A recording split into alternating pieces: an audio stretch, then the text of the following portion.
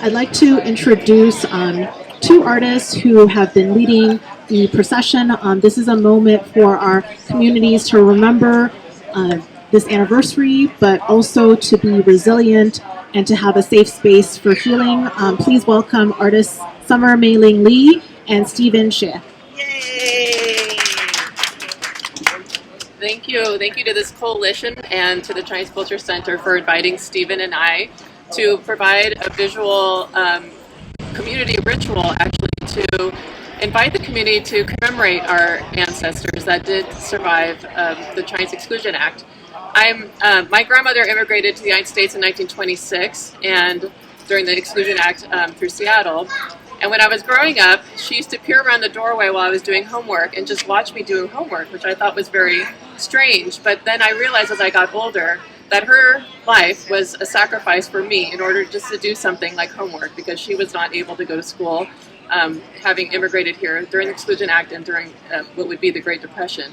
And so I make art with this understanding that the ancestors provided so much for us and so much sacrifice. And so we hope that this event, where we will read 140 names of those ancestors who came through during that time, and have priests from the Lotus Taoist Institute provide blessings for those names and for the community who is participating.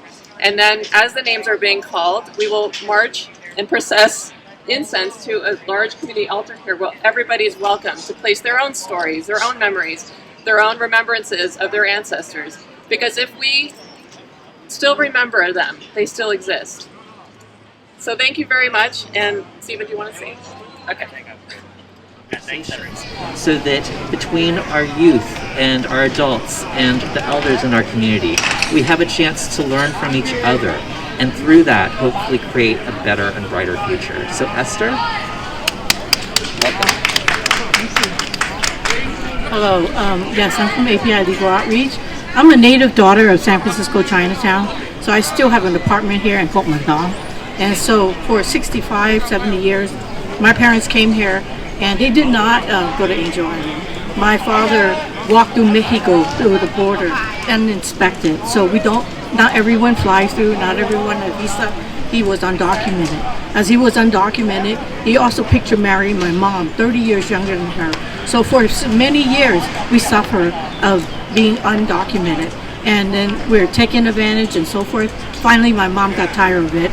And then she said, I'm going to go to the 1965 immigration confession and confess that I came here undocumented, because it was worse being in America undocumented, treated by others, than being in her own country.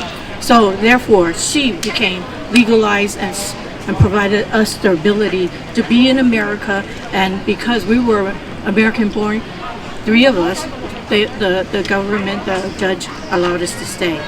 I say this is because the Chinese Exclusion Act really has, even 140 years before, have such strong residual effect nowadays.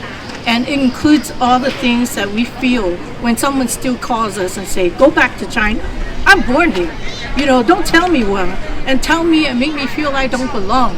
And I want our history to be known. And that's why I wrote these posters in our history, because our Chinese community here need to know. I wrote it in Chinese so they know what their history, not only do they need to know, but our next generation need to know. We have to have ethnic study. And with that being said, we are also together want to continue the education of the Chinese Exclusion Act in June and July that's coming up. We really, really invite intergeneration dialogues from Vincent Chin to George Floyd. These are very important issues to deal about race relations in America. Chinese Exclusion Act is one of them, but there are many, many acts that the U.S. government is racist against many people. And together, in order to resolve that, we need to continue dialogue, educate, and work together. So I invite you to please encourage other people to join us to celebrate the May event, but not just May. Race relation is continuous. So thank you.